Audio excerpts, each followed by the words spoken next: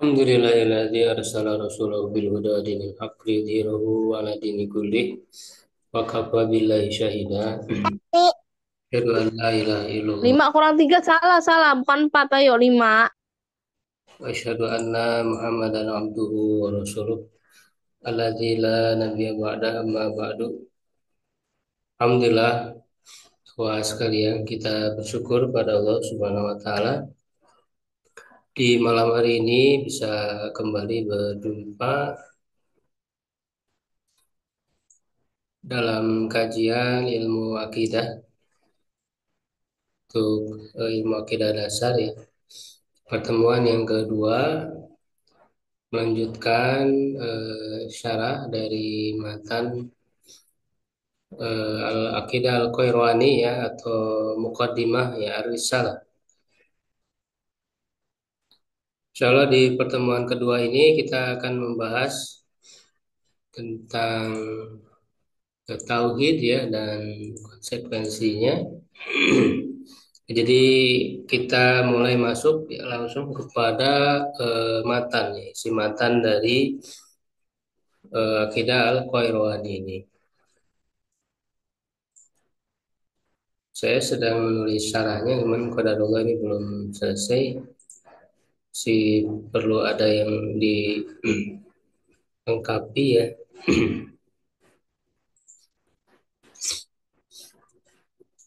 Bagian mungkin sudah ngesan ya menunggu. Ini sudah ada 228 halaman ya, tapi ini belum selesai. Jadi saya berusaha menuangkan di dalam syarah ini poin-poin yang penting yang harus diketahui berkenaan dengan pondasi akidah ya, khususnya ini lengkap mencakup 6 rukun iman ya. Enam jadimu enam. Poin penting yang harus kita ketahui ya berkenaan dengan 6 rukun iman tersebut ya, dan matan dari Al-Qairwani ini lafaz-lafaznya ya, insya Allah itu cukup ya untuk menjadi fondasi ya bagi kita untuk sebagai bekal awal untuk memahami gitu ya. Ya karena para ulama salaf ya ataupun asariyah yaitu mereka menyusun kita Dunia me, gambarannya kalau eh, betul-betul dari segi kata-kata ya lafaz yang mereka pilih itu adalah hasil dari menyimpulkan dari nas-nas ya Al-Quran dan Sunnah. Ya, jadi sangat berpaku gitu ya, sangat berpaku kepada apa yang dipahami dari Al-Quran dan Sunnah. Karena memang prinsipnya eh, bahwa akidah ini adalah tauqifi, berpaku kepada nas ya berdasarkan wahyu. Karena dia keyakinan berkaitan dengan hal-hal yang gaib ya tentu hanya Allah Subhanahu wa taala saja ya yang tahu, yang memberitahu kepada kita ya. Tanpa pemberitahuan dari wahyu kita tidak tahu apa-apa. Ya, sehingga kita ini tahu kifi ya, gitu.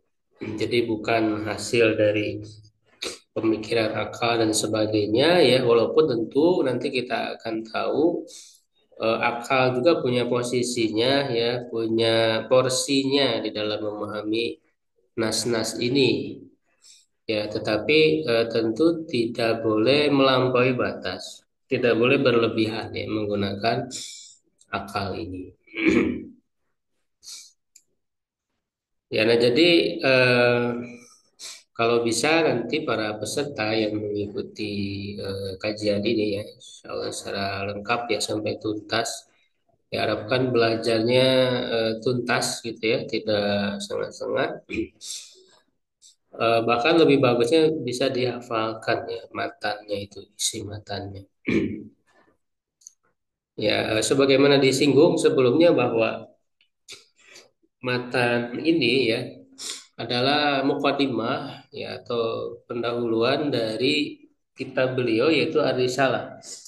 Ya, risalahnya sendiri adalah ilmu fikih ya, berisi ilmu fikih dalam mazhab Malik. Ya, tapi kemudian muqaddimah ini menjadi sangat terkenal ya, menjadi kitab panduan dalam akidah ya. Bentar.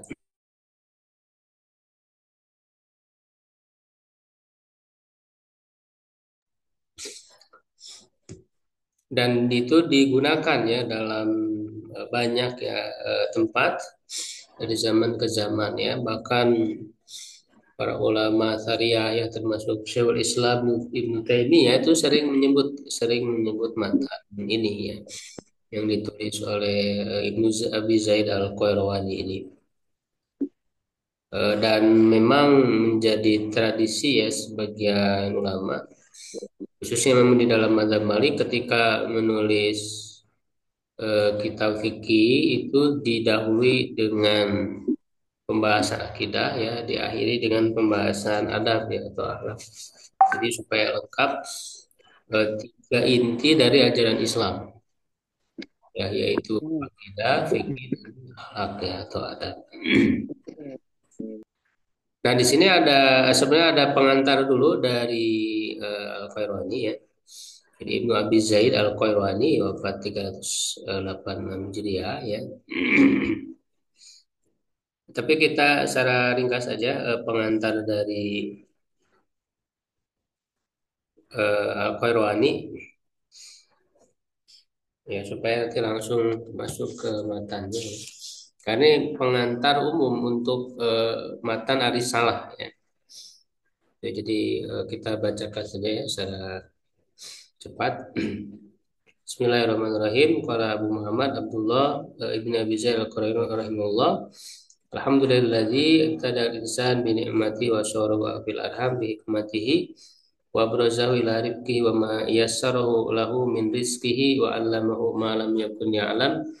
Wa kana fadlullahi 'alaihi 'azima wa nabahu bi athari sana'atihi wa a'dharu ilaihi ala sanatil mursalin al-hiyarah min halqihi fahada man wafaqahu bi fadlihi wa adalla man khadalahu bi adlihi wa yassara al-mu'minin lil yusra wa syaraha sudurahum lidzikra fa amanu billahi bi alsinatihim natiqin wa bi qulubihim mukhlisin wa bima atatum bihi rusuluhu wa kutubuhu amilin ta'allamu ma 'allamahum wa waqafu inda ma hadda lahum wastaghnaw bima ahalla lahum amma harrama 'alaihim.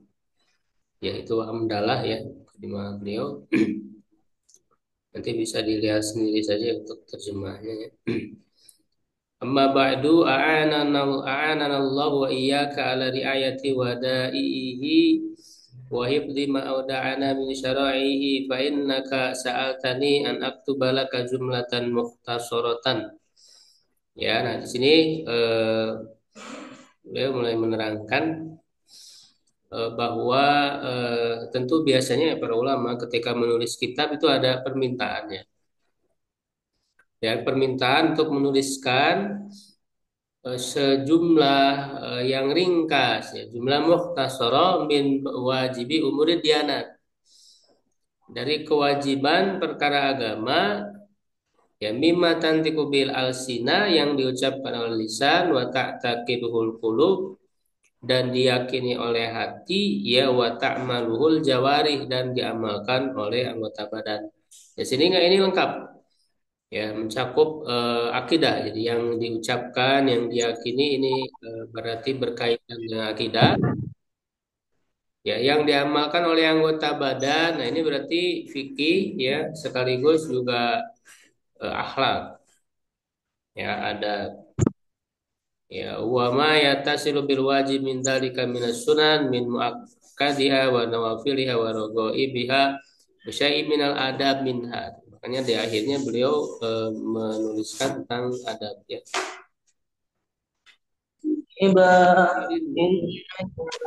Min usul wal jumalin min usulil fiqhi sejumlah usul fikih wa fununihi dan fan-fannya ala madhabil Imam Malik ya karena secara madhab fikih bermadhab Malik ya.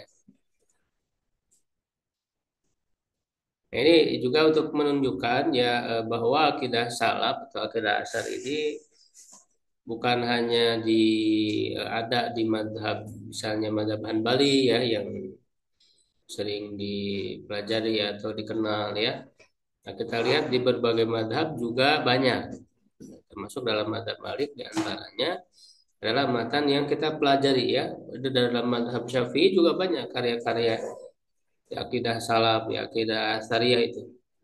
Ya, makanya kita perlu memperkenalkan terus supaya enggak dianggap akidah salaf ini cuma dibuat-buat doang ya oleh Wahabi gitu.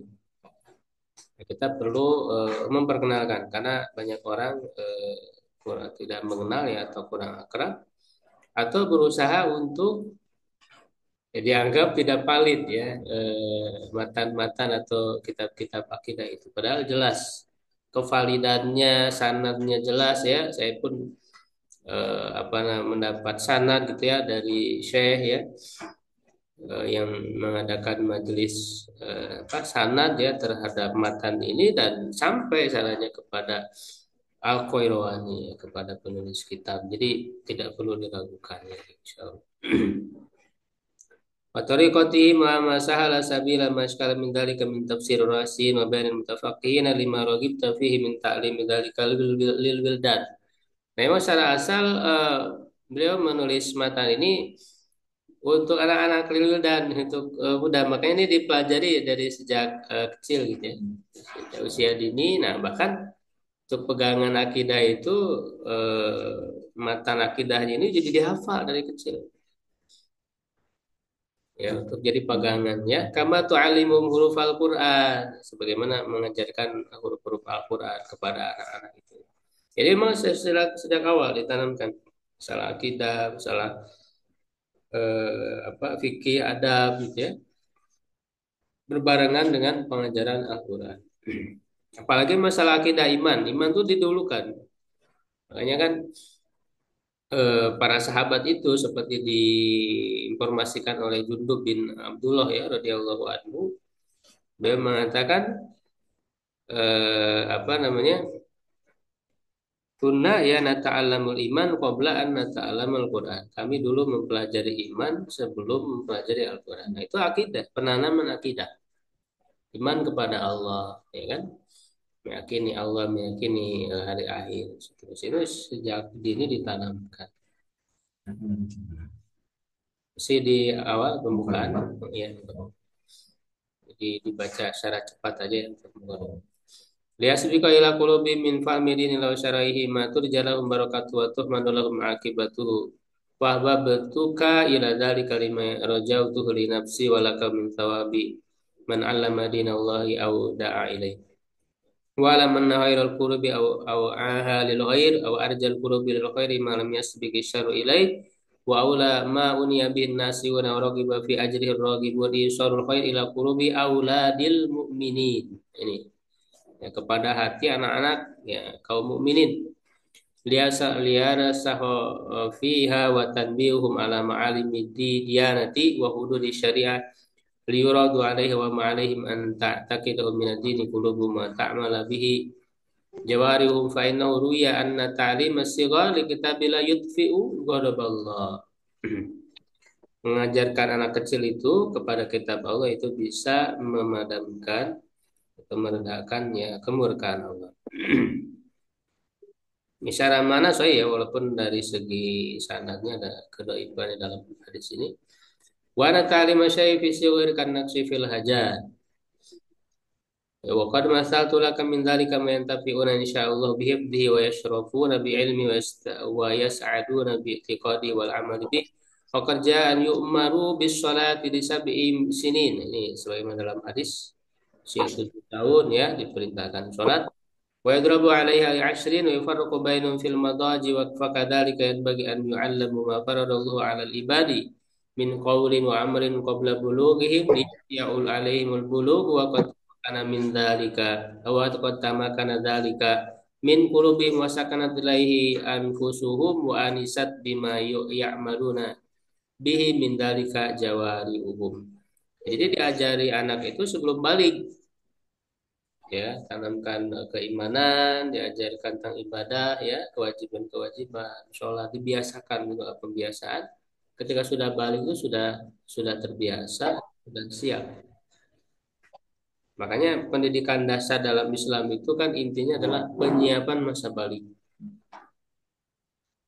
Waqad faradallahu subhanahu wa ta'ala 'alal qalbi 'amalan minal i'tiqadati wa 'alal jawarihi adh-dhahirati 'amalan minat ta'ati.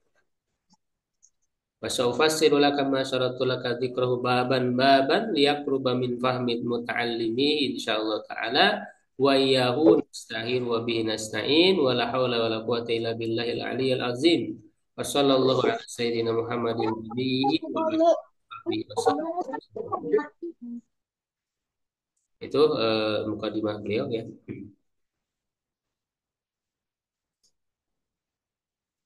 Nah, ini matan ini tidak banyak ya, di sini hanya berapa halaman? Lima ya, hanya 5 halaman saja ya. Sebenarnya matan ya. Ya, kita betul-betul pelajari ya, kuasai isinya yang mudah-mudahan Allah memberikan kemudahan kepada kita. Nah, itu syarah ya, syarahnya. Nah, beliau membuat judul ya, ini berkaitan dengan akidah ya, matan akidahnya. Babu ma tantiku bil alsina wa ta'taqidul aqidah ya min wajibi umuri diyanah. Judulnya itu. Ya, nah, saya sarah ya dengan apa namanya membuat judul-judul ya, poin-poin atau tema. Ibnu Abi Zaid Al-Qayrawani rahimahullah ya menyebut judul yang akan beliau bahas dalam mata akidahnya itu. Ya, bab yang diucapkan oleh lisan dan diyakini oleh hati ya dari kewajiban perkara agama. Artinya adalah akidah ya. Jadi akidah itu berarti kan dinyatakan, diucapkan oleh lisan dan diyakini oleh hati. Ya, kenapa beliau hanya menyebut yang diucapkan oleh lisan, diyakini oleh hati saja? Ya, karena yang akan beliau bahas kan masalah akidah, ya ilmu akidah, gitu ya. Nah, ilmu akidah ini kan menjadi perkataan kita ya, yang kita katakan dan diyakini di hati. Walaupun iman itu sendiri hakikatnya mencakup secara lengkap ya, ya diucapkan dengan lisan, diyakini oleh hati ya, dan diamalkan. Itu hakikat iman itu nanti ada pembahasannya sendiri. Hakikat iman menurut ahlu sunnah ya, karena nanti ada yang menyalahi ya salah hakikat iman ini. Jadi beliau hanya menyebutkan dua itu ya karena kalau akidah ya diucapkan dan diyakini. Adapun nanti dalam pengamalannya itu kan nanti masuknya wilayah ilmu fikih, wilayah ilmu adab gitu ya. Walaupun ketika tiganya termasuk hakikat iman. Ya di sini juga saya jelaskan itu ya di bawah. Nah, pokok akidah. Oleh karena itu kita harus tahu dulu apa yang menjadi pokok akidah Islam. Ya, pokok akidah Islam itu ya 6 rukun iman.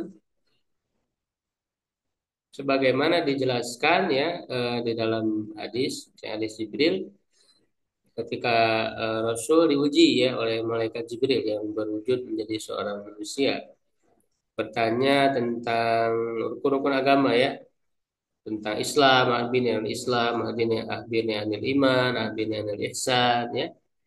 Nah, ketika menjawab tentang iman, beliau menjawab dengan 6 rukun iman.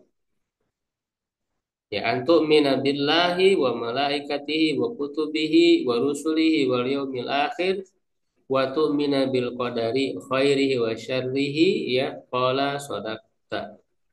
Ini hadisnya panjang ya, tapi kita ambil kaitan dengan iman itu di Sahih Muslim nomor 8. Inilah landasan 6 rukun iman. Ini pokok akidah ya, pokok akidah. Jadi seorang disebut sebagai orang beriman, ya, orang Islam harus meyakini 6 rukun iman. Kalau ada satu saja yang tidak diyakini, ya dia tidak disebut orang beriman.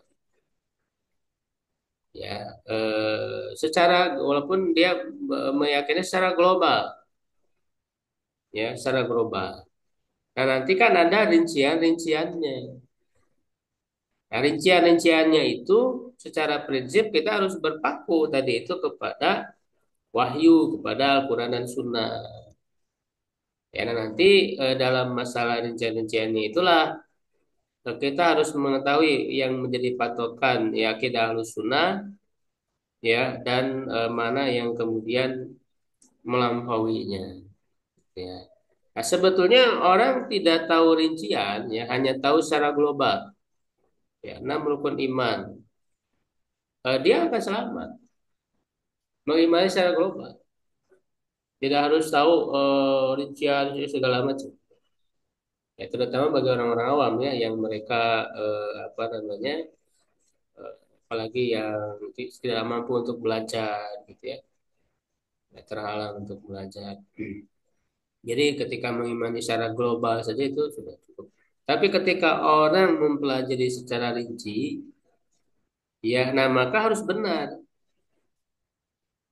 ya, harus benar dalam karena nanti misalnya dia malah meyakini yang bertentangan dengan akidah Ahlussunnah itu jadi bermasalah. Ya, bisa apa namanya, bisa jadi keliru gitu ya dalam keyakinannya, atau bahkan bisa jadi malah kemudian jadi sesat ataupun kemudian jadi kafir waliyadzubillah, karena salah dalam memahami rincian dari 6 rukun iman itu. Kalau sudah membahas rincian, ya. Nah, dalam ayat juga disebut, ya, misalnya dalam surat An-Nisa ayat 136, ya. Walaupun tidak langsung semua 6 rukun iman.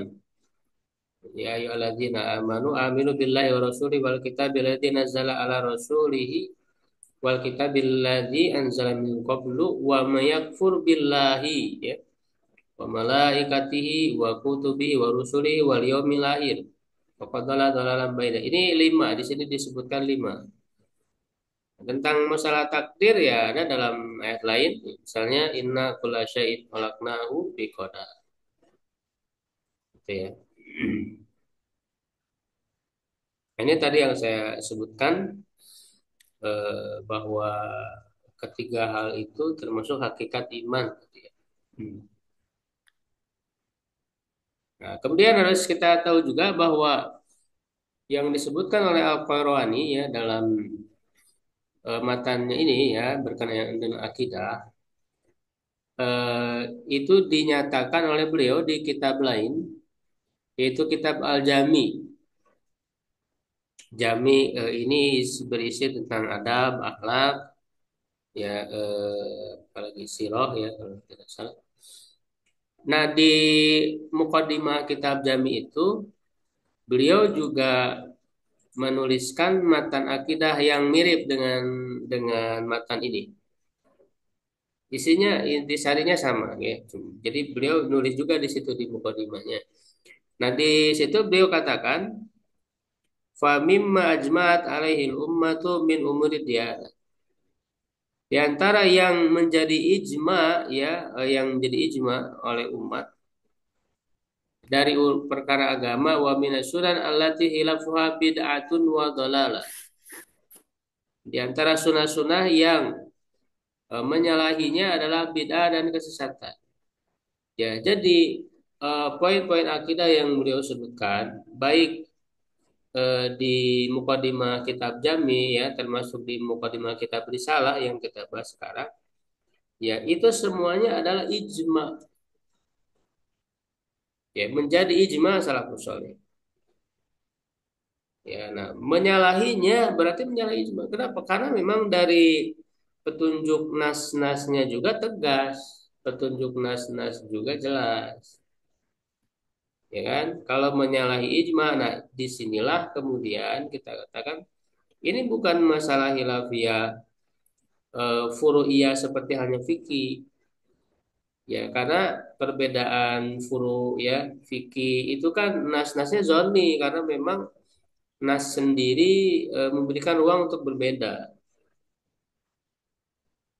ya kan? Misalnya apakah mengusap kepala sebagian atau seluruhnya, ya wamsahu biruusikum, ya usaplah kepala. Nah itu bi itu memang dalam bahasa Arab bisa litabid, bisa lil ilsok, ya bahkan huruf ba itu kan ada 14 makna ya sebenarnya disebutkan dalam Alfiyah. Itu memang nasnya zonni, ya wilayah istihadiyah sehingga berbeda. Nah, adapun dalam masalah akidah ini yang ditulis ya ini merupakan ijma para ulama, dan ijma itu kan menjadi dalil yang qat'i ya, dengan petunjuk-petunjuk nas yang jelas dan tegas sehingga menyalahinya ya adalah sebuah kekeliruan dalam akidah. Nah, walaupun tidak otomatis misalnya pelakunya menjadi kafir misalnya, ya atau dan menyalahinya tadi kebid'ahan ya, tapi untuk pelakunya kan bisa dia tuh ma'zur, diberi uzur, ya kan, tidak bermaksud misalnya menolak ayat-ayat yang jelas karena ada subhat-subhat di pikiran, ya karena mentakwil dan sebagainya, itu uzur. Makanya para ahli kalam yang menyalahi ya, akidah salaf ini ya, juga dilihat kondisi mereka. Ya, makanya seperti Ibnu Taimiyah itu beliau tidak mengkafirkan para ulama Asy'ariyah, itu tidak memberikan uzur karena mereka mentakwil, ya memaksudkan lain, tidak mengkafirkan. Ya hanya tadi menyalahi ijma, ya dan menyalahi nas-nas yang tegas yang jelas sehingga itu keliru dalam akidah. Tingginya Allah di atas arasy, di atas seluruh makhluknya, ya Allah mengabarkan tentang sifat-sifat zatiyahnya, sifat-sifat fi'liyahnya. Ya itu kan tegas dalam nas. Ya, tapi kemudian datang para ahli kalam dengan pengaruh pemikiran-pemikiran filsafat menolak itu, menolak sesuatu yang tegas. Ya, jadi di situ ya poinnya. Jadi ini ijma yang menjadi ijma disepakati. Itu sering saya share ya tentang pernyataan ijma yang dinyatakan oleh para ulama itu sangat banyak sekali. Ijma-ijma itu. Ya, nah cuman kan para ahli kalam mereka berusaha menghindar dari ijma ini ya, ataupun dia di apa dimentahkan lagi dan sebagainya.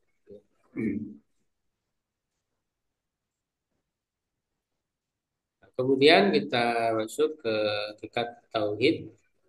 Nah, jadi yang dibahas pertama itu tentang tauhid, yaitu iman kepada Allah ya. Kaitannya kan dengan iman kepada Allah. Inti dari iman kepada Allah itu ya adalah mentauhidkan Allah. Seperti tercermin dalam syahadat kita, ya asyhadu an la ilaha illallah, ya asyhadu anna Muhammad. Asyhadu an la ilaha illallah itu berarti ya, bersaksi bahwa tidak ada Tuhan ya selain Allah, yang layak disembah ya selain Allah.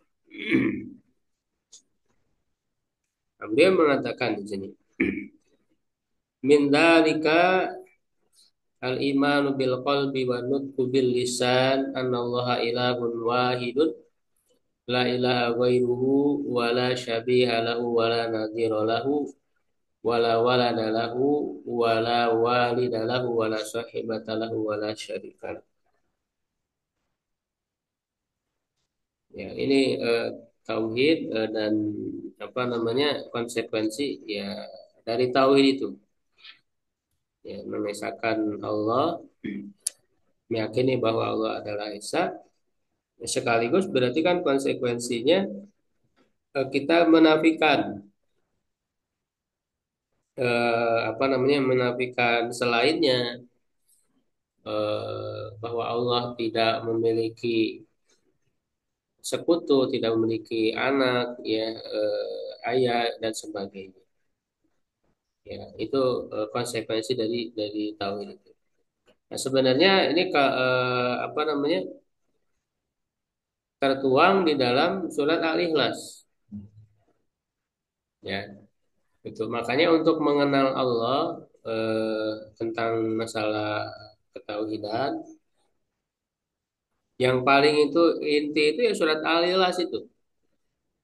Ya, surat Al-Ikhlas itu menjadi fondasi awal ya tentang masalah akidah, ya, iman kepada Allah. Itu harus betul-betul dikuasai. Sebenarnya apa yang dituangkan di sini ya adalah intisari dari surat Al-Ikhlas itu. Ya, makanya Ibnu Taimiyah juga ya dalam kitab Al-Wasitiyahnya itu pertama kali menyebutkan surat Al-Ikhlas. Jadi kuasai betul tentang surat Al-Ikhlas. Di situ ada poin-poin penting ya soal tauhid, keimanan pada Allah dan bahkan prinsip tentang sifat Allah. Nah, yang kedua yang menjadi dasar ya fondasi itu juga ayat kursi. Ya, jadi untuk akidah ini pertama surah Al-Ikhlas, ya. Kedua ayat kursi. Nah, itu juga disebut di Al-Wasitiyah ya ini. Termasuk di matan Al-Qairwani ini nanti berikutnya juga nyambung ke yang ada di dalam ayat kursi. Intinya di situ.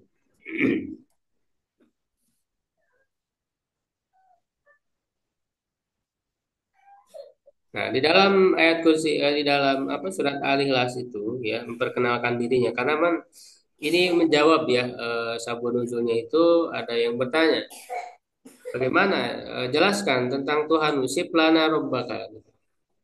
Terangkan kepada kami tentang Tuhanmu. Lalu jawab dengan surat Al-Ikhlas. Qul huwallahu ahad. Katakan Allah itu esa.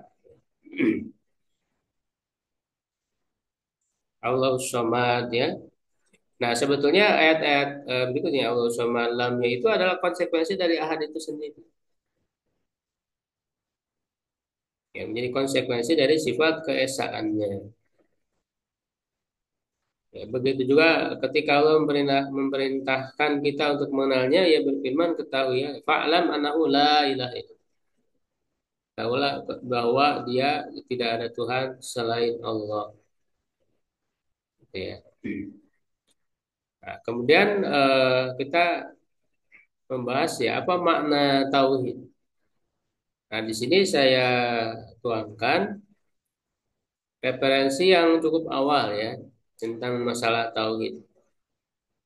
Karena dalam syarah ini saya berusaha menuangkan yang lebih awal ya referensi-referensinya.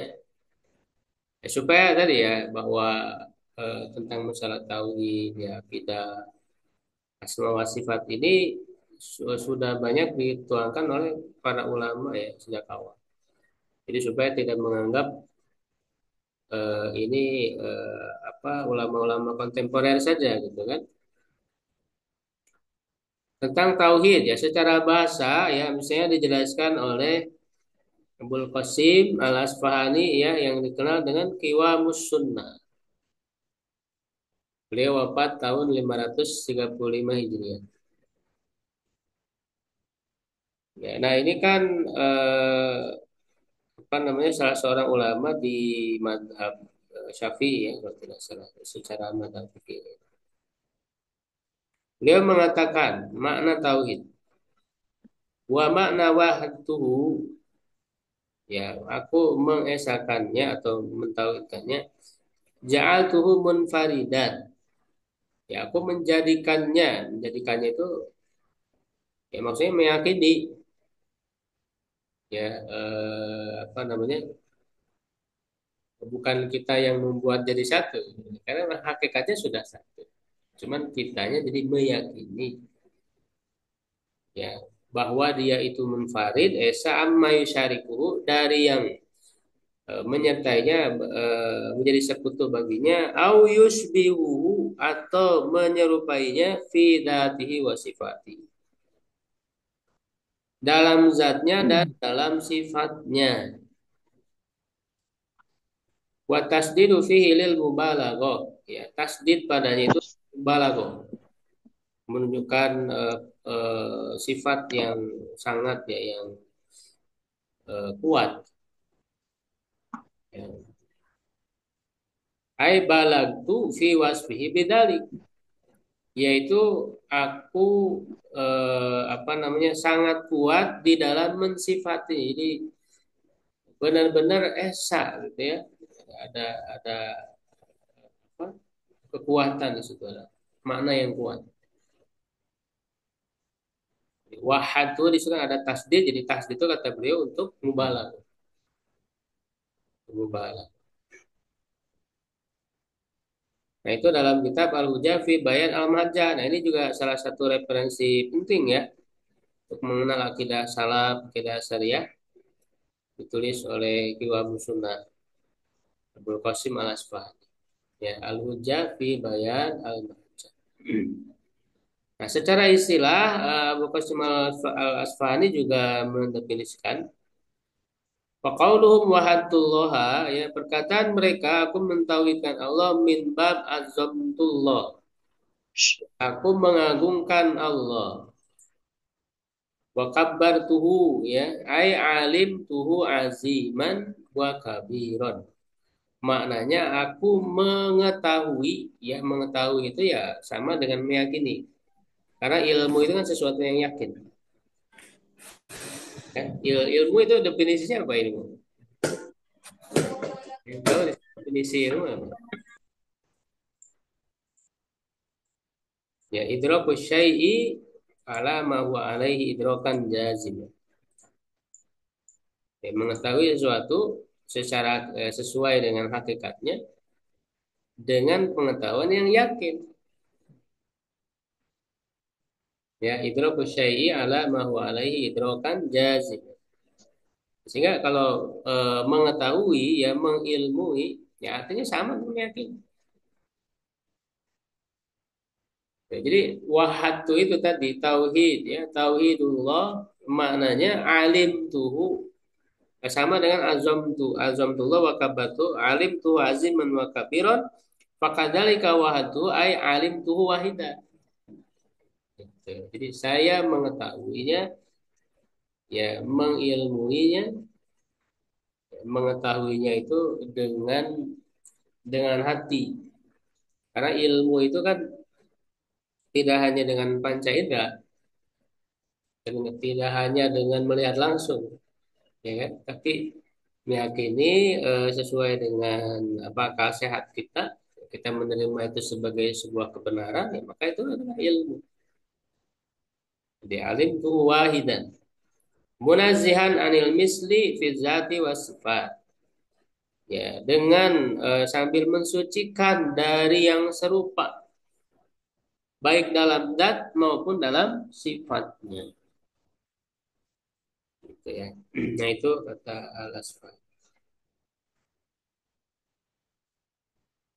Nah, meyakini keesaan Allah sudah otomatis tercakup di dalamnya meyakini bahwa Allah itu wujud. Jadi apa namanya iman kepada Allah tidak sebatas meyakini Allah itu ada, tapi yang paling inti Allah itu esa, Allah itu makanya tauhid. Jadi bukan cuma meyakini Allah itu ada. Jadi ketika kita meyakini tauhid la ilaha illallah, ya itu sudah otomatis meyakini bahwa Allah itu ada. Cuma meyakini Allah ada saja belum cukup. Ya, nah makanya di sini apa namanya dan juga selain kita mengutamakan bahasa-bahasa yang ada di dalam nas, ya kan? Karena kan kalau Asy'ariyah misalnya, ya mereka ada sifat 20 ya, wujud, kita, bakom, atau model awal ya. Ya mobil begini jadi ada wujud dulu di situ sebetulnya kalau di surat Al-Ikhlas itu sudah qul huwallahu ahad Allahu ahad ya Allah Maha Esa kemudian Allah Somad lam yalid wa lam yulad wa lam yakul lahu kufuwan Ya, dan di mata Al-Qur'an ini ya anallah ilahu wahidun la ilaha ghairuhu. Ya, di samping kata wujud itu nggak ada dalam nas, ya kan? Wujud ya memang secara mana betul lah. Wujud itu ada, Allah ada ya betul. Tapi kata wujud yang menyebut Allah ada nggak di nas? Nggak ada. Nah, untuk menyebut makna wujud di dalam nas itu menggunakan kata al-haq, ya al-haq, ya, nyata adanya, benar adanya. Misalnya dalam surah Al-Hajj ayat 6, dzalika bi annallaha wal haqqu. Itu karena Allah dialah yang hak, ya, yang benar adanya, nyata. Jadi kata wujud itu nggak ada dalam nas. Yang ada apa? Al-haq. Ya. Nah, makanya dalam istilah-istilah kita lebih mengutamakan apa yang ada dalam nas. Dan itu tentu lebih sempurna gitu. Lebih bagus Allah sudah memilihkan bahasanya untuk kita daripada kata wujud. Makanya nanti ada harus dibedakan ada penetapan sifat-sifat yang harus tauqifi, yang harus ada nasnya, ya dengan yang disebut dengan ihbar. Ya, ihbar itu jadi membahasakan kembali, ya dengan bahasa yang lain tapi maknanya sama. Ya, seperti itu wujud itu ihbar boleh dalam bentuk ihbar boleh, tapi bukan dalam bentuk penetapan nama dan sifat. Ya, dalam bentuk ihbar saja secara maknanya harus benar. Tapi kalau kita untuk menetapkan sebagai sifat, ya nggak ada sifat wujud itu nggak ada. Itu bukan sifat, tapi ihbar dari sifat. Gitu. Makanya yang kita ajarkan ini mengajar sifat-sifat Allah, boleh disebutkan sifat 20 kan. Padahal wujud nggak ada nas. Yang ada apa? Al-haq. Allah al-haq. Dzalika bi anna huwal haq. Dalam hadis juga ya dalam doa setelah surat tahajud itu antal haqqu wa wa'dukal haqqu dan seterusnya panjang doa. Nah itu kemudian tiga macam tauhid. Nah, dalam hal apa saja keesaan Allah ini? Nah, inilah kemudian yang dirumuskan oleh para ulama yang populer dalam tiga sisi. Yaitu sisi Allah satu-satunya yang mengatur alam, ya, rububiyah. Satu-satunya yang disembah, uluhiyah. Dan memiliki sifat-sifat yang tidak ada bandingannya. Nah, ini asma wa sifat. Makanya inilah tiga tauhid. Rububiyah, ya, uluhiyah, dan asma wa sifat. Ini dengan melihat aspek, ya, bukan memisahkan secara hakikat, hakikatnya satu satu, tapi ada aspek yang dilihat, ya. Nah, sebagian orang ini menolak ya pembagian ini, ya pembagian tiga ini dianggap oh ini bid'ah Wahabi gitu ya, bid'ah Ibnu Taimiyah. Nah, kita jelaskan di sini tiga aspek tauhid ini diantaranya dimulai Syekhul Islam Ibnu Taimiyah, ya itu banyak dalam dalam kitab-kitab beliau, diantaranya dalam Majmu' Fatawa jilid 27 halaman 396 tidak saya kemukakan ya. Ini karena ini ringkas ya. Jadi tidak terlalu berpanjang. Nah, namun sebetulnya secara esensi ya bukan hanya oleh beliau, tapi ulama sebelumnya ya misalnya Ibnu Battah ya Al-Ukbari wafat tahun 387 ya salah satu ulama Bali juga. Nah, itu dalam kitab Al-Ibana Al-Kubra juga membagi kepada tiga ini. Gitu. Jadi keliru kalau ini bedanya Mu'taziliyah dan sebagainya. Ilmu bat walaupun dengan bahasa yang agak sedikit berbeda itu wahdaniyah ya bahasanya itu rububiyah dan ilahiyah. Jadi ada tiga dan secara esensinya itu sama. Nah begitu juga misalnya Ibnu Jarir atau Bari ya apa penulis tafsir ya atau Bari wafat tahun 310 Hijriah. Nah, ini jelas ya, atau bari sangat berpegang kepada kita salaf ya, syariah, dan tentu beliau bukan Asy'ari ya. Dalam tafsirnya banyak membedakan antara tauhid rububiyah dan tauhid uluhiyah. Di antaranya beliau mengatakan misalnya ya, dalam tafsir, wal yukhlis lahul ibadah wal yuprid lahul rububiyah. Murnikan kepadanya ibadah. Nah, ini tauhid uluhiyah. Ya, dan khususkan baginya rububiyah. Dibedakan. Jadi ada waw kan atop. Atop itu al-atfu taqtadil mughayar. Atop itu menuntut adanya perbedaan. Ya, kalau kalau pakai atop, ya artinya ada perbedaan, dibedakan. Kalau tidak berbeda ya nggak ada atop. Makanya itu salah satu kaidah. Jadi di sini ada sisi perbedaan, gitu ya. Ada mentauhidkan dari sisi ibadah ya beribadah hanya kepada Allah dengan meyakini rububiyah. Nah, kemudian juga misalnya ada tauhid asma wa sifat, tauhid sifat. Apakah ada ulama sebelumnya menyebut? Ya jelas ada, banyak.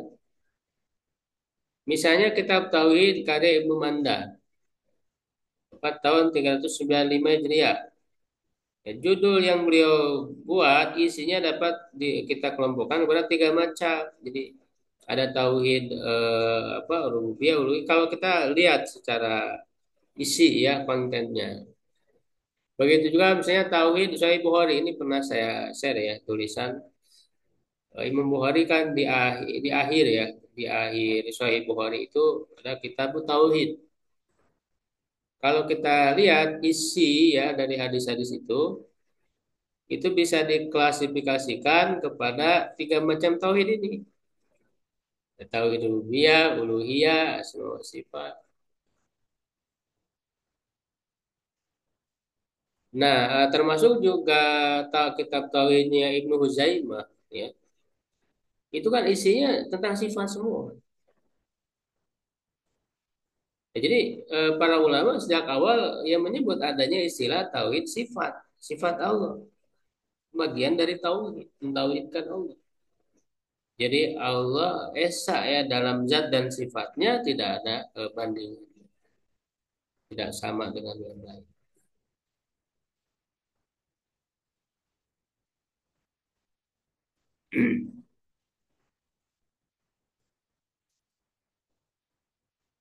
Ya, nah juga selain disebutkan dulu juga oleh Ibnu Abdul Iz ya Al-Hanafi dalam Syarah Aqidah Tahawiyah. Ibnu Al-Hanafi itu masanya setelah Ibnu Taimiyah ya, bahkan apa namanya murid dari murid beliau ya, murid dari murid beliau. Dan isi dari Syarah Tahawiyah Ibnu Abdul Iz itu ya isinya merangkum apa yang ditulis oleh Ibnu Taimiyah. Ya, tapi beliau tidak secara langsung menisbatkan karena memang persoalan masyarakat ketika itu yang mereka banyak yang anti ya, kepada Ibnu Taimiyah. Sehingga supaya mereka tidak terlalu apa frontal ya konfrontasi dalam menolak itu tidak dinisbatkan langsung kepada Ibnu Taimiyah. Padahal isinya itu semuanya merangkum dari apa yang dipaparkan oleh Ibnu Taimiyah yaitu ya Ibnu Abdul Is Al-Hanafi. Nah, bahkan selain di mazhab Asy'ari ya di apa yang Asy'ari ya Syarif Duljani ini kan beliau Asy'ari ya dalam mazhab akidahnya. Tapi beliau juga menyebutkan tiga macam tauhid ini ya dalam kitab Ta'rifat misalnya itu bisa dilihat halaman 69 ya. Nah, dasarnya ya jelas kalau kita mengamati ayat-ayat hadis-hadis ya bisa dikelompokkan kepada tiga macam ini. Nah, misalnya dalam satu ayat ya dalam satu ayat yang mengandung tiga aspek tauhid ini. Dalam surat Maryam ayat 65. Rabbus samawati wal ard wa ma bainahuma fa'budhu wastabir li ibadati hal ta'lamu lahu samiyya. Ya, Rabbus samawati wal ard wa ma bainahuma. Nah, ini tauhid rububiyah. Fa'budhu wastabir li ibadatihi, ini tauhid uluhiyah atau tauhidul ibadah. Hal ta'lamu lahu samiyya, apakah kamu mengetahui ada seorang yang sama dengan dia? Ya, ini tauhid asma sifat. Ya, biasa dalam sifat. Tidak ada yang sama dengan Allah. Gitu. Jadi dasar ini adalah istiqro ya, seperti disebutkan oleh Muhammad Amin Syunkit ya dalam tafsirnya. Jadi dasar dari penetapan tiga macam tadi adalah istiqro ya, pengamatan yang menyeluruh kepada nas-nas ya Al-Quran dan juga hadis. Jadi tidak ada alasan untuk menolak ya tiga macam tauhid itu. Karena Asy'ari sendiri misalnya Ahlul Kalam sendiri mereka membagi mentauhidkan Allah misalnya dalam fi dzatihi wa sifatihi wa af'alihi. Sama mereka juga membagi.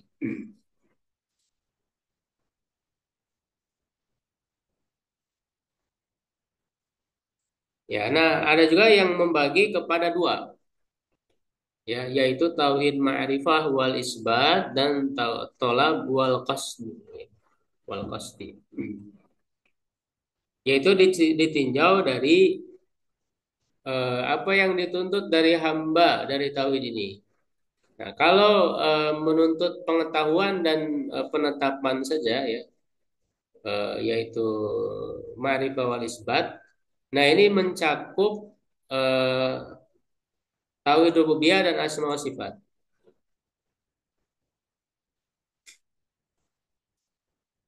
ya.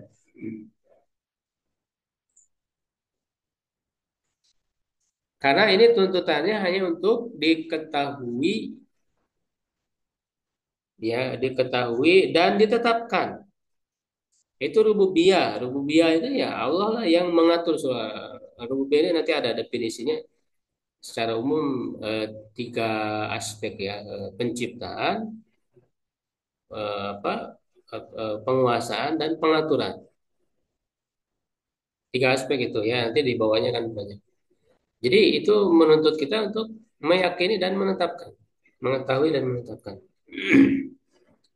Begitu juga asma wa sifat, mengetahui Allah memiliki ya nama-nama dan sifat-sifat dan menetapkannya. Ya. Nah, sedangkan yang kedua dari sisi tolak wal qasdu, dari segi permohonan dan niat. Nah, ini tauhid uluhiyah. Nah, ini kan ada tuntutan agar kita beribadah, ya ada amalan, ada hanya memohon kepadanya, tidak hanya pengetahuan dan penetapan. Jadi ada yang membagi juga kepada dua, tauhid ma'rifah wal isbat ya, dan tolab wal qasdi. Ya. Pembagian ini juga kalau tidak saya menurut Taimiyah juga menyebutkan ya. Juga disebutkan oleh Ibnu Qayyim ya, Jauziyah ya, Ibnu Qayyim ini tentu beliau banyak ya karya-karya yang meneruskan ya uraian-uraian dari Ibnu Taimiyah ya. Dalam kitab Madarijus Salikin, kalau Madarijus Salikin berkenaan dengan ilmu suluk ya atau akhlak, juga Ibnu Abdul Is ya Al-Hanafi.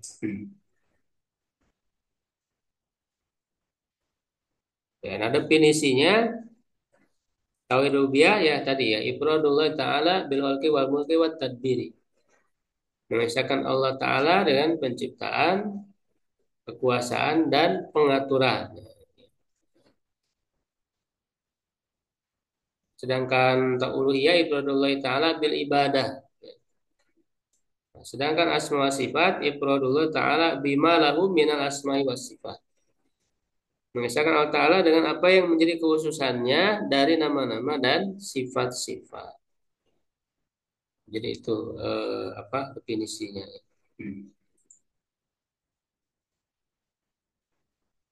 Ya, kemudian yang dinafikan dari tauhid,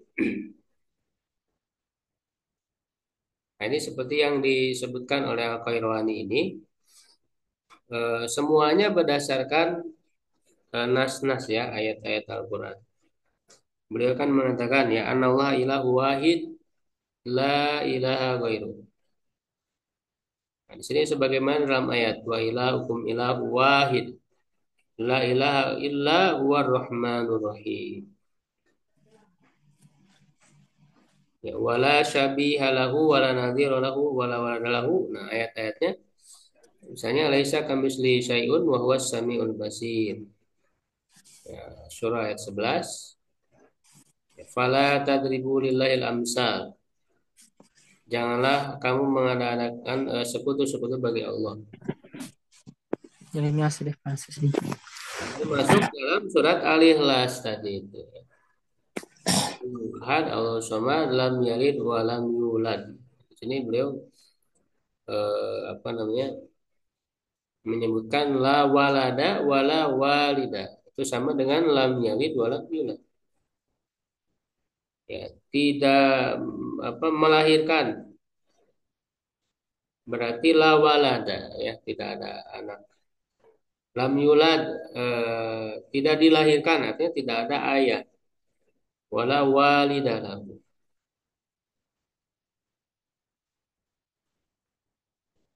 Kemudian di ayat lain misalnya wa anna yakunu lahu waladu wa lam takul lahu shahibah. Bagaimana dia mempunyai anak padahal dia tidak mempunyai istri, shahibah itu istri. Nah, di sini disebut juga oleh Al-Qur'ani ya wala shahibatalahu. Wala shahibatalahu berdasarkan ayat ini. Walam takun lahu shahibah. Lalu la syarikalah. Nah, ini juga jelas ya dalam ayat. Tiada ada sekutu baginya. Wa'budullah wa la tusyriku bihi syai'an. Ya, wala syarikalah.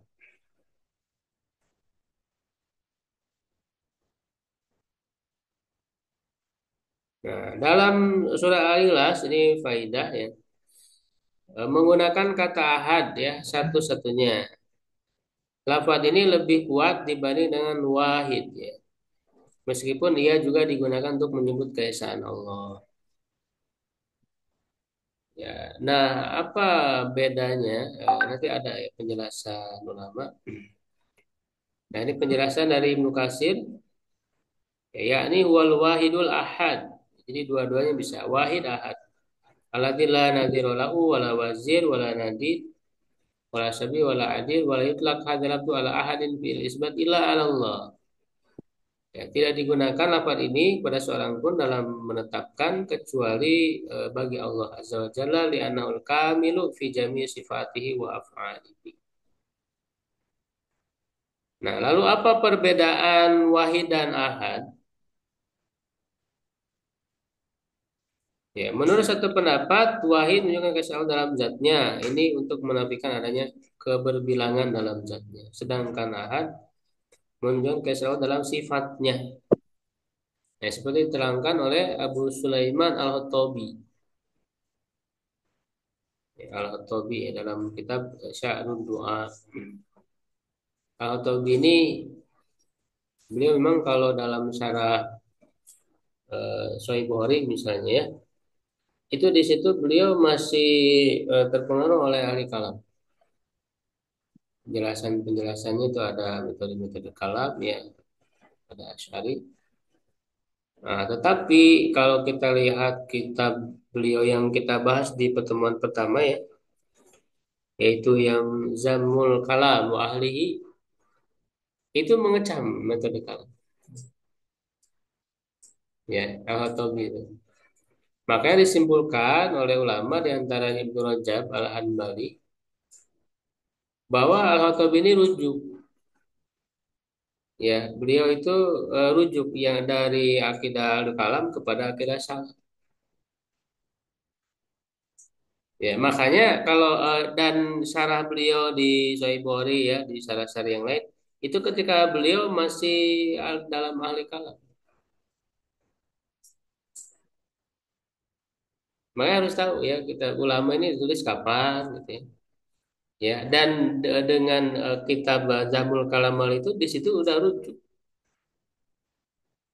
Ya makanya keliru kalau ada yang mengatakan Al-Khattabi itu termasuk Asy'ari apa Abu Sulaim apa termasuk Al-Asy'ari ya akidahnya. Ya, padahal dia sudah rujuk ya seperti dikatakan oleh Ibnu Rajab Al-Hanbali misalnya. Ya. Karena beliau sangat keras tuh mengecam di kitab Jamul Kalam Wahid itu yang kita bahas di pertemuan sebelumnya. Kutipannya itu panjang lebar itu yang saya kutip itu apa namanya belum belum selesai itu masih panjang penjelasan. Nah, di sini beliau menjelaskan perbedaan wahid dan ahad. Ya, wahid itu huwal munfarid bidzat la yudamul akhar. Yang menyendiri dengan zatnya. Sedangkan ahad munfarid bil makna la yusyriku fi ahad. Menyendiri dengan mana sifat-sifatnya ya. Tidak ada yang menyamai. Makanya kalau kita lihat ayat-ayatnya ya,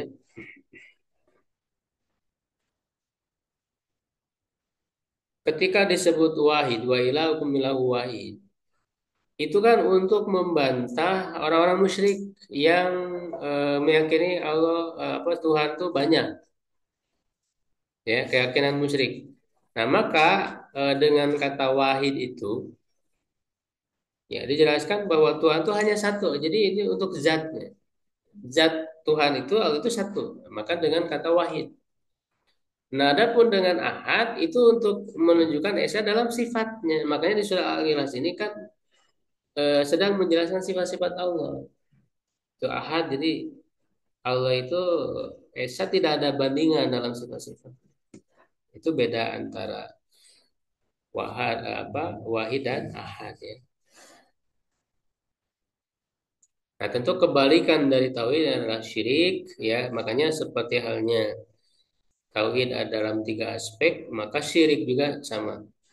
Ya, syirik dalam rububiyah ya dalam uluhiyah dan asma wa sifat. Ya. Syirik dalam rububiyah apa ya maknanya itu misalnya meyakini ada pengatur lain di dalam semesta ini selain Allah.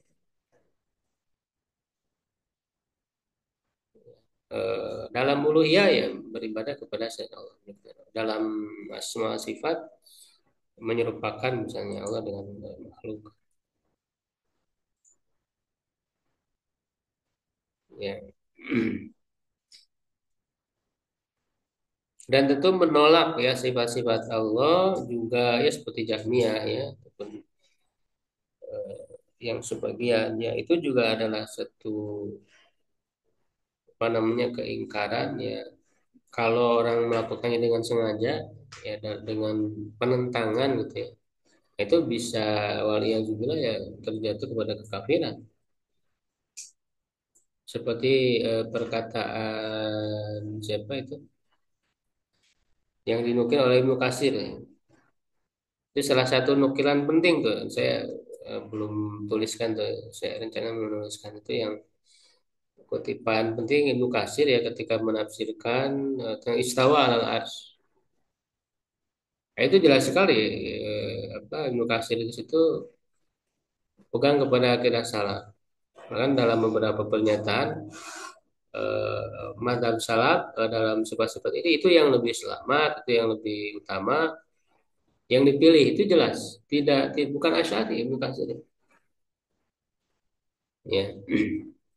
Nah, di situ beliau mengutip salah satu pernyataan ulama salaf ya. Siapa yang menyerupakan Allah dengan makhluk, maka dia kafir, bukan kafir. Dan siapa yang menolak apa yang Allah sifatkan, dia juga kafir. Ya, dan pada apa yang disifatkan oleh Allah ya tentang dirinya itu tidak ada tasbih. Laisa fi ma wasafallahu bi nafsu tasbihun itu jelas sekali. Ya, itu di tafsir Mukasir ya, tafsir Mukasir ketika menafsirkan tentang istawa alal arsy. Ya,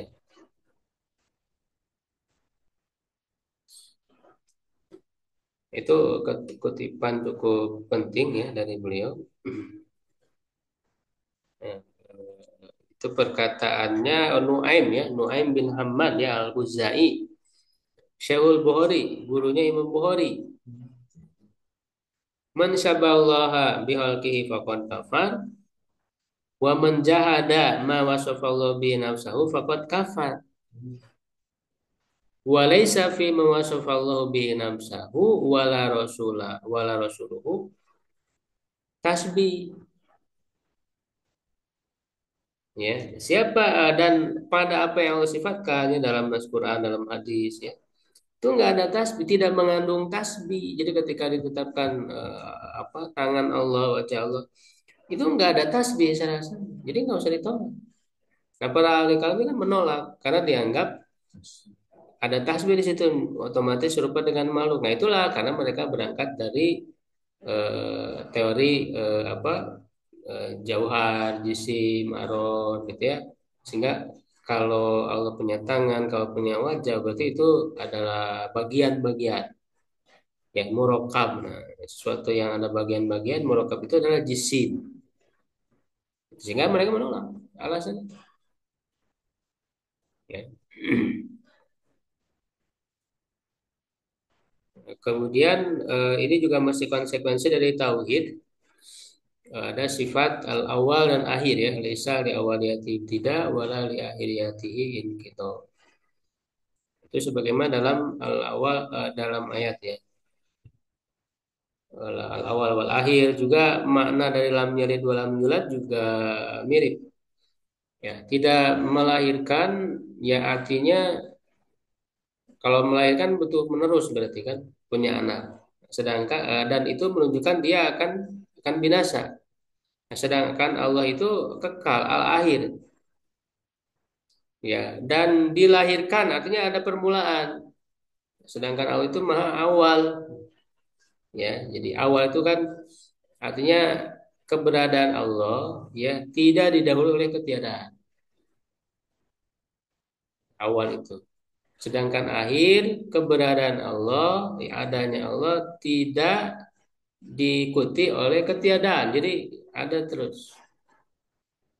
Itu makna al-awal dan awal akhir. Nah ini tentu lafadz ini lebih baik daripada apa namanya yang digunakan oleh ahli kalam. Ya, al-awal itu dengan kidam, ya apa namanya. Sedangkan akhir itu apa bako ya. Wujud kidam bako itu. Kidam itu kan al-awal sebetulnya. Bako itu ya al-akhir.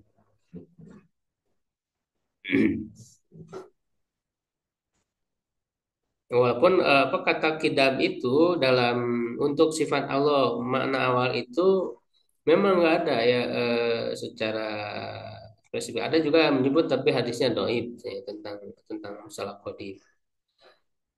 Ya, yang ada kan justru untuk makhluk ya seperti dalam surah Yasin ayat 39 ya. Kalau urjunil qadim gitu ya. Menunjukkan masa yang lama atau tua. Karena memang qadim itu bisa untuk maknanya suatu yang apa yang lama yang dulu gitu ya. Ya, yang dulu itu ya apa bukan berarti dia tidak didahului oleh ketiadaan. Tuh. Tapi memang secara bahasa ya bisa gitu. Kidam juga atau kodim bisa apa, digunakan untuk makna awal tadi. Ya Allah kodim artinya tidak didahului oleh ketiadaan. Itu bisa digunakan walaupun tidak digunakan oleh nas. Kodim itu. Ya, jadi kalau maksudnya kodim itu adalah awal ya nggak ada masalah. Ya, sebagai bentuk ihbar tadi itu ya, bukan sebagai penetapan sifat.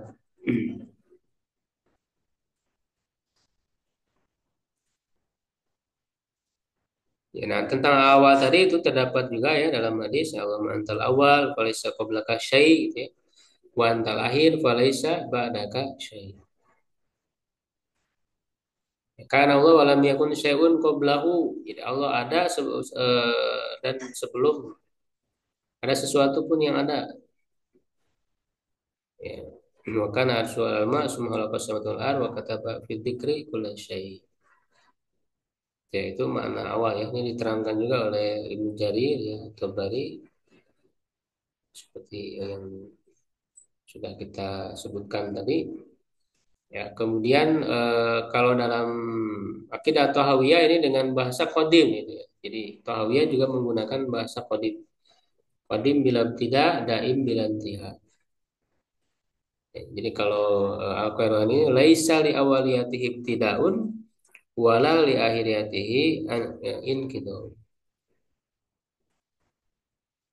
Ya, jadi itu. Nah, jadi seperti yang disebut dalam sifat 20 itu wujud kita ya. Kalau secara makna ya kalau memang sesuai ya dengan yang terkandung di dalam itu nggak masalah. Cuma nanti apa namanya bermasalah itu ketika misalnya muhalafatul lil hawadis. Nah, apa yang dimaksud dengan hawadis? Nah, itu nanti yang akan jadi masalah itu di situ di masalah hawadis. Ya, karena malah jadi hawadis itu menafikan sifat-sifat perbuatan Allah yang dilakukan sesuai kehendak Allah. Ya, Allah berkehendak melakukan Allah melakukan, kalau tidak berkehendak tidak. Kemudian juga kan masuk dalam tahapan Allah melakukan perbuatan itu menciptakan ada tahapannya. Ya bahkan dan dalam nas tuh jelas sekali ada summa kemudian itu kan tahapan. Dan nanti dipahami secara keliru oleh para ahli kalam tuh. Itu masalah konsep hawadis itu. Muhalafatu adalah hawadis. Nah itu nanti yang akan jadi permasalahan. Ya. Baik, mungkin sampai situ ini masih ada pembahasan sebenarnya masih ada terkait seperti as-somad ya walaupun tidak disebut secara khusus di Al-Qur'ani tapi tercakup dalam ikhlas tadi itu ya somad itu banyak ya penafsiran seperti la jaufalahu tidak berongga. Nah ini sangat ditolak oleh ahli kalam penafsiran somad dengan ini. Padahal penafsiran ini sahih dari para salaf ya dari Ibnu Abbas, sahabat, Ikrimah, Mujahid. Ya, nggak perlu ditolak. Alladzi la jaufalahu tidak berongga. Ya, yasmudul halaik ilahi fi wajihi musailihi alladzi la ya. Nah, tafsiran-tafsiran ini digabung, tidak bertentangan. Seperti dikatakan oleh apa? Tobroni misalnya. Semuanya sahih. Ya, oleh Ibnu Katsir, oleh Al-Baihaqi.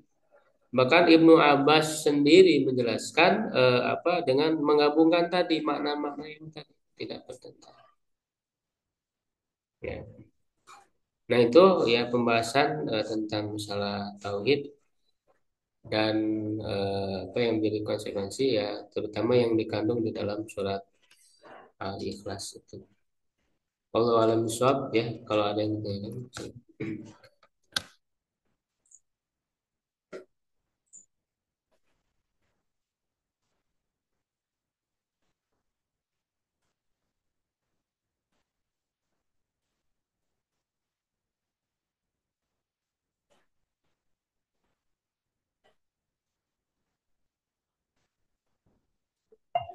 Yang Ibnu Battah ini perlu dicek lagi ya nanti kata Ibnu Hajar. Lima kita mau cuma lima dua sih makan Hmm? ini mau cuma lima dua Ya, ayo ayo ayo kalian mau itu mah itu nah pendahuluan pendahuluan. ini nanti ini buku ya Iya. Oh iya kan, iya kan. Mata Mata mata nama 5 lembar, 5 halaman. ini sakit ya. 56 sampai 61. Terus lima enam, ini ya 5 enam, 6 halaman ya. Isi matan akidahnya air kalau lima di nalar. 6 halaman. Itu mah ada orang lain tapi yang menazumkan, Oh, isi nama ulama lain. air sekarang lagi lawan. Barangkali. Ya, tentang tauhid rububiyah, orang kafir memiliki tauhid ya tentu tidak dikatakan sebagai muwahhid. Nah, ini yang keliru ya. Jadi misalnya orang-orang musyrik secara tauhid rububiyah mereka mengakui gitu Allah pencipta, ketika banyak dalam Al-Qur'an kan. Siapa yang mencipta langit dan bumi ya kan? Yang memberi rezeki dan sebagainya, la yaqulun Allah. Mereka akan mengatakan Allah. Jadi secara dalam aspek tauhid rububiyah mereka tidak mengingkari gitu. Tapi dalam masalah ibadah mereka malah menyekutukan Allah, tidak bertauhid dalam sisi uluhiyah.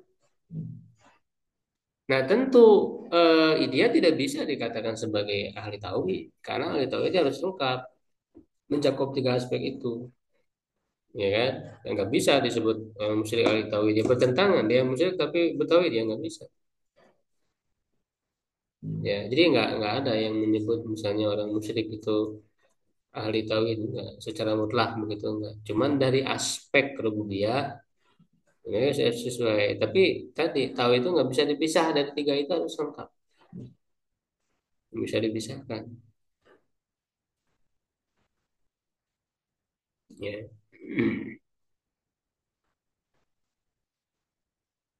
Perbedaan antara mukmin dan muslim. Nah, sebetulnya antara Islam dan iman itu ada kaidah idza sama iftaraqo wa idza iftaraqo ijtama'a. Ya, kalau disebut secara terpisah, dia mencakup semuanya. Jadi orang muslim ya harus lengkap semua. Kita amalan gitu ya, perkataan. Begitu juga orang mukmin sama, mencakup secara lengkap. Dia nggak bisa disebut orang muslim, orang mukmin kalau tidak lengkap mencakup hakikatnya. Tapi ketika disebut berbarengan iman dan Islam, nah tentu ada sisi yang berbeda. Seperti dalam hadis Jibril tadi disebut secara berbarengan.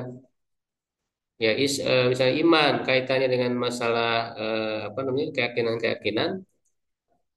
Keyakinan itu kan bermula dari pemahaman, dari ilmu tadi itu ya kita bahas. Makanya iman itu kitabnya ke akal manusia agar menerima kebenaran, memahami kebenaran sehingga menjadi ilmu dan menjadi keyakinan. Itu iman. Kalau Islam aspeknya fisik, amalan fisik, makanya kan rukunnya ada 5. Syahadat kan diucapkan, ada ucapannya. Sholat ada gerakannya, ya. 5 rukun Islam itu kan kaitannya dengan amalan fisik. Jadi kalau ketika disebut berbarengan ada sisi mana yang berbeda. Tapi kalau disebut secara terpisah, itu mencakup hakikat secara lengkap.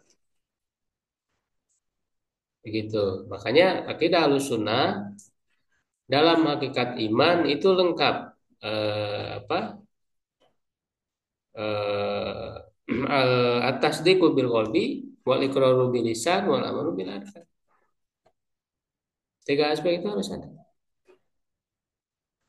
Ya, nantilah ada pembahasan khusus tuh tentang masalah hakikat ini. Karena nanti akan menyalahi akidah Ahlussunnah ya kelompok Khawarij, kelompok Murji'ah. Itu kan dalam masalah hakikat iman.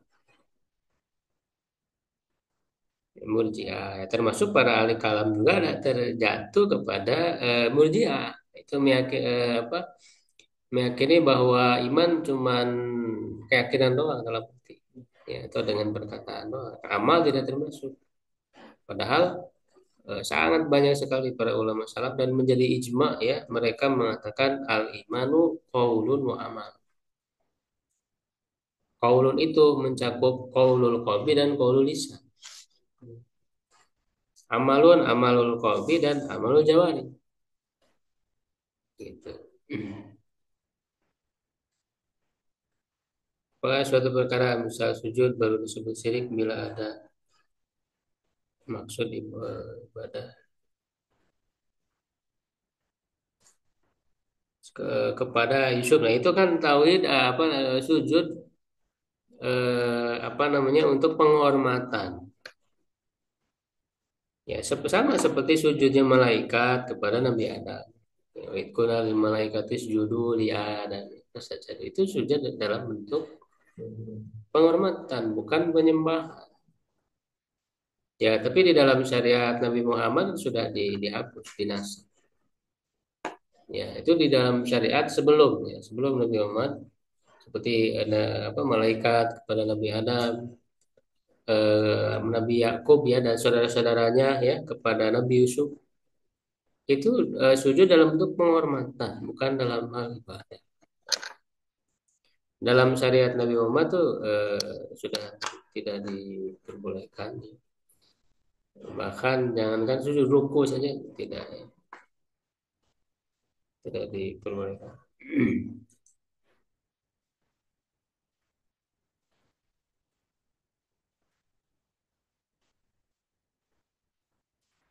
Ya, Ibnu Battah nanti ya kita harus cek dulu itu benar atau enggak. Ibnu Hajar. Silakan yang lain mungkin ada yang bicara langsung ya interaksi.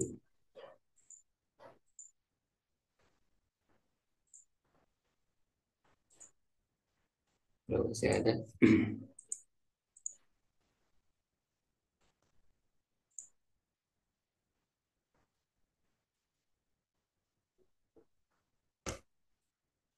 Baik, kalau tidak ada ya kita cukupkan pembahasan di malam hari ini.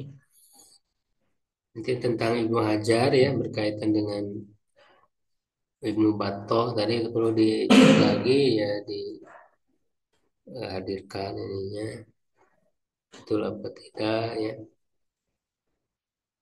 Jadi kita harus bersikap ilmiah ya menyikapi ya seperti itu karena kadang banyak orang cuma nyebarin aja tapi nggak dicek dulu kebenarannya ya.